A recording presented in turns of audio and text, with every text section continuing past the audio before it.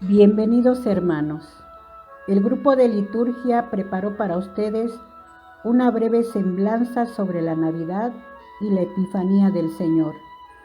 Esperamos sea grato, comprensible y provechoso para cada uno de nosotros. Después de habernos preparado durante el Adviento y después de haber sido acompañados por nuestros guías, los profetas, Juan el Bautista y la principal, la Virgen María, hemos llegado hasta la celebración del nacimiento de Jesús. La palabra eterna de Dios asume nuestra naturaleza humana, se hace carne. El Eterno entra en el tiempo. El Hijo de Dios nace en una pobre gruta de Belén, con gran asombro y regocijo en el cielo y en la tierra. El Dios eterno entra en el tiempo y nace el Salvador de todos los hombres. Como es tradición en la Iglesia, la noche del 24 de diciembre se empieza a celebrar de manera solemne la Natividad del Señor. ¿Alguna vez has meditado sobre el significado tan profundo que tiene el nacimiento de Jesucristo? Aunque muchas personas, hasta los incrédulos, han escuchado sobre la historia del nacimiento de Jesús, su significado verdadero a veces se nos escapa debido a que estamos familiarizados solamente con el aspecto de la historia. El nacimiento de Jesucristo fue la encarnación de Dios mismo. En otras palabras, el mismo Dios se hizo hombre. La concepción y el nacimiento de Jesucristo es la mezcla de Dios con la humanidad. Esto nunca antes había pasado. En Juan, capítulo 1, versículo 14, dice que el Verbo, el Dios eterno, se hizo carne, es decir, el hombre Jesús. Cuando esto sucedió, el Dios eterno salió de la eternidad y entró en el tiempo para ser un hombre de carne y sangre. Jesucristo es en realidad un hombre genuino, pero al mismo tiempo Él es Dios. Él es completamente Dios y completamente hombre. El nacimiento misterioso de Jesús se profetizó en el Antiguo Testamento. Casi 700 años antes de Cristo, el profeta Isaías profetizó acerca del nacimiento del Señor Jesús. En Isaías, capítulo 7, versículo 14. El Señor mismo nos dará señal. He aquí, la Virgen concebirá y dará a luz un hijo, y le llamará Emmanuel. Esta profecía se cumplió en el nacimiento de Cristo. Un hijo nació de una virgen por medio de la concepción divina, sin tener un padre humano. Se llamó Emmanuel, que quiere decir Dios con nosotros. Este hijo nacido de una virgen humana era el mismo Dios con nosotros. En Mateo, capítulo 1, versículo 18, nos dice cómo este nacimiento de una virgen se llevó a cabo. El origen de Jesucristo fue así. Estando desposada María, su madre, con José, antes que se juntasen, se halló que estaba encinta por obra del Espíritu Santo. Luego, en Mateo capítulo 1, versículo 20, nos dice: el ángel del Señor visitó a José para asegurarle de este hecho divino. Mientras consideraba esto, he aquí, un ángel del Señor se le apareció en sueños y le dijo: José, hijo de David, no temas recibir a María tu mujer, porque lo engendrado en ella del Espíritu Santo es. Dios primero se engendró en María mediante su Espíritu. Una vez realizada la concepción, Él nació con la naturaleza humana para ser un Dios hombre y así poseer tanto la divinidad como la humanidad. Este es el origen de Cristo. Muchos años más tarde, al narrar esta historia misteriosa, el envejecido apóstol Juan hizo estas declaraciones profundas en Juan, capítulo 1, versículos 1 y 14. En el principio era el Verbo, y el Verbo estaba con Dios, y el Verbo era Dios, y el Verbo se hizo carne. Nuestro Dios se hizo hombre, experimentó todo lo relacionado a la vida humana y vivió una vida humana perfecta y sin pecado. Y finalmente, teniendo un cuerpo de carne y sangre, fue a la cruz para morir por nosotros. Puedes leer más a detalle este hermoso y gran acontecimiento en los libros de Lucas y Mateo en el Nuevo Testamento. La octava de Navidad. La octava de Navidad, que comienza el 25 de diciembre y concluye el 1 de enero, en el que se festeja el nacimiento del Niño Dios todos los días de la octava, como si fuera el mismo día. La celebración de la octava tiene sus raíces en el Antiguo Testamento, en el que los judíos festejaban las grandes fiestas por 8 días. Asimismo, tal como se lee en el Génesis, capítulo 17, versículos 9 al 14, hace muchos siglos Dios hizo una alianza con Abraham y su descendencia, cuyo signo es la circuncisión al octavo día después del nacimiento. Jesús mismo, como todo judío, también fue circuncidado al octavo día y resucitó el día después del séptimo día de la semana.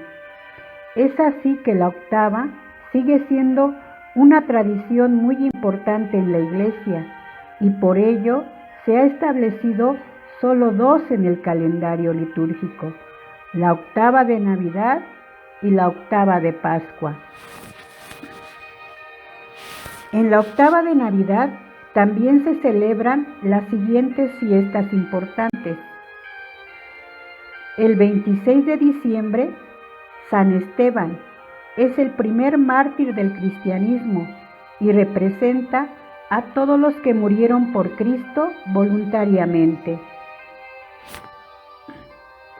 El 27 de diciembre, San Juan Evangelista es el joven y valiente apóstol que permaneció al pie de la cruz con la Virgen María. Es considerado el discípulo amado y representa a los que estuvieron dispuestos a morir por Cristo, pero no los mataron. El 28 de diciembre, los santos inocentes representan a los que murieron por Cristo sin saberlo y a los millones de bebés que mueren hoy en día con el aborto. Un domingo después de Navidad, celebramos la Sagrada Familia, que es modelo para todas las familias y símbolo de la unión de la Santísima Trinidad. El 1 de enero festejamos a María, la Madre de Dios. Todos los títulos atribuidos a la Virgen María tienen su raíz en este dogma de fe. La Epifanía del Señor. Epifanía es una palabra que proviene del griego y significa manifestación, es decir, Jesús se da a conocer. Aunque Jesús se dio a conocer en diferentes momentos a diferentes personas, la Iglesia celebra como Epifanía 3 eventos.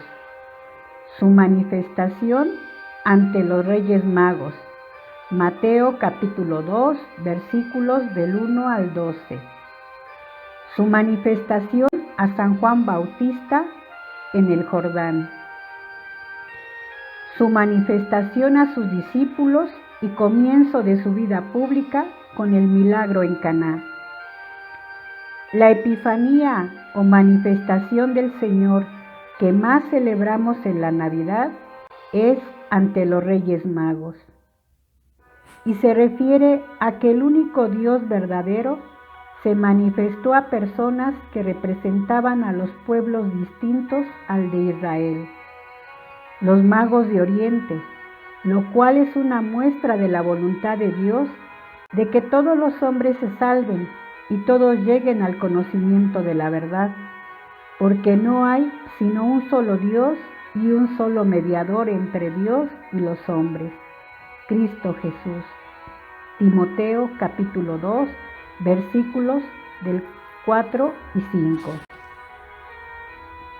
Los magos buscaron afanosamente al rey de los judíos que acababa de nacer, y al rey Herodes le dijeron claramente el motivo de esto: porque vimos surgir su estrella y hemos venido a adorarlo.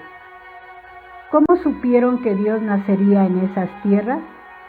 No lo sabemos, pero es seguro que iban preparados, porque luego de adorarlo le ofrecieron regalos, oro, incienso y mirra. Los Reyes Magos. Mientras en Oriente la Epifanía es la fiesta de la Encarnación, en Occidente se celebra con esta fiesta la revelación de Jesús al mundo pagano, la verdadera Epifanía. La celebración gira en torno a la adoración a la que fue sujeto el niño Jesús por parte de los 3 Reyes Magos. Mateo capítulo 2, versículos 1 y 12, como símbolo del reconocimiento del mundo pagano de que Cristo es el Salvador de toda la humanidad. De acuerdo a la tradición de la Iglesia del siglo I, se relaciona a estos magos como hombres poderosos y sabios, posiblemente reyes de naciones al oriente del Mediterráneo, hombres que por su cultura y espiritualidad cultivaban su conocimiento de hombre y de la naturaleza, esforzándose especialmente por mantener un contacto con Dios. Del pasaje bíblico sabemos que son magos que vinieron de Oriente y que como regalo trajeron incienso, oro y mirra. De la tradición de los primeros siglos se nos dice que fueron 3 reyes sabios, Melchor, Gaspar y Baltasar. Hasta el año 474 después de Cristo, sus restos estuvieron en Constantinopla, la capital cristiana más importante en Oriente. Luego fueron trasladados a la Catedral de Milán, Italia, y en 1164 después de Cristo fueron trasladados a la ciudad de Colonia, Alemania, donde permanecen hasta nuestros días. El hacer regalos a los niños el día 6 de enero corresponde a la conmemoración de la generosidad que estos magos tuvieron al adorar al niño Jesús y hacerle regalos, tomando en cuenta que lo que hicieres con uno de estos pequeños, a mí me lo hacéis. Mateo capítulo 25, versículo 40. A los niños haciéndoles vivir hermosa y delicadamente la fantasía del acontecimiento, y a los mayores como muestra de amor y fe a Cristo recién nacido. Este tiempo litúrgico inicia con la solemnidad de la Natividad del Señor y concluye con la fiesta del bautismo.